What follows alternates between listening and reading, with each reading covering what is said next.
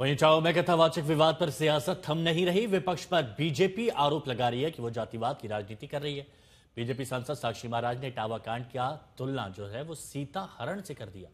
उन्होंने कहा कि रावण भी सीता हरण के लिए ब्राह्मण का वेश लेकर आया था। साक्षी महाराज ने समाजवादी पार्टी पर तुष्टीकरण जातिवाद का आरोप लगाया है। हालांकि मामला तूल पकड़ता जा रहा है। ब्राह्मणों का गांव घेरा गया तो उसके बाद पुलिस से झड़प भी हुई। अब मुख्यमंत्री योगी आदित्यनाथ के निशाने पर है अखिलेश यादव। एक खड़ा करो। अभी नहीं, अभी रुक जा। जब समाजवादी पार्टी सत्ता में रही या सत्ता से बाहर रही तो जातिवाद और तुष्टीकरण, इनकी पार्टी की यही दो खंबे हैं जिस पर पार्टी टिकी हुई है, एक तुष्टीकरण, एक जातिवाद। इटावा की घटना भी ऐसी है, जिनकी उत्तराधिकारी कह रहे हैं उनके पास दो आधार कार्ड, एक में ब्राह्मण लिखा है, एक में यादव लिखा है। ये रोगन्या है क्या, जो वेश बदल करके देश में रह रहे हैं? ये आतंकवादी है जो छुप के रह रहे हैं? आप यादव लिखो ना, कौन मना करता है? यादव लिख करके कथा करो, कौन रोक रहा है तुमको? समाजवादी पार्टी अध्यक्ष अखिलेश यादव इटावा के बहाने एक बार फिर से बीजेपी पर हमला करते दिखे और कहा कि आरएसएस वाले इस पूरे मामले को भड़का रहे हैं। उन्नाव में देखो आप क्या हुआ। उन्नाव में सुनने में आया घटनाएं बहुत हुई हैं।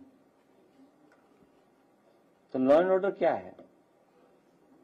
जब धार्मिक यात्राओं को भी सुरक्षा नहीं दे पा रही सरकार, उसमें भारतीय जनता पार्टी और आरएसएस के लोगों ने जाकर के उस घर परिवार के लोगों को बिगाड़ा है। आप जानकारी करिए। और कथा ये पहली बार उस गांव में नहीं हुई। पहले भी जिन्होंने कथा की थी वो किस जाति के थे, अगर ये सवाल उठता है तो।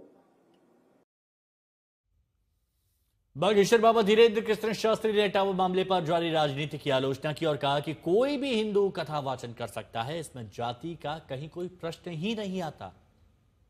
जाति न पूछो साधु की, पूछ लीजिए ज्ञान, मोल करो न तलवार का, ना तो पड़ी रहे दो मया। भगवान की कथा, भगवत चर्चा, सत्संग, सनातन का प्रचार किसी जाति विशेष का नहीं है। भगवत चर्चा और सत्संग, भगवान की वार्ता, भगवत कथा को कहने का अधिकार सबको है।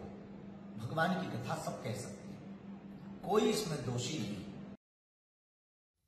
कथावाचक कांड के बाद इटावा में ब्राह्मणों के गांव पर हमले का प्रयास किया गया। पुलिस को भी निशाना बनाया गया और अब पुलिस ने इस केस में 19 लोगों को गिरफ्तार कर लिया।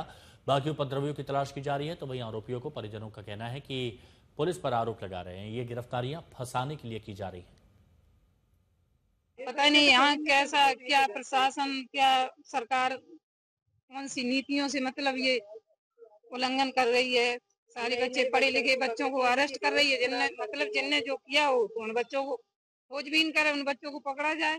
लेकिन जो बच्चे निर्दोष हैं उनको क्यों फंसाया जा रहा है? हाल हो रहा था, जो गए इधर से गए तो उधर हो रहा है बवाल। ऐसे पकड़ लिए, बंद कर दिए और बीटेक बच्चा कर रहे हैं, इनकी जिंदगी खराब कर रहे हैं।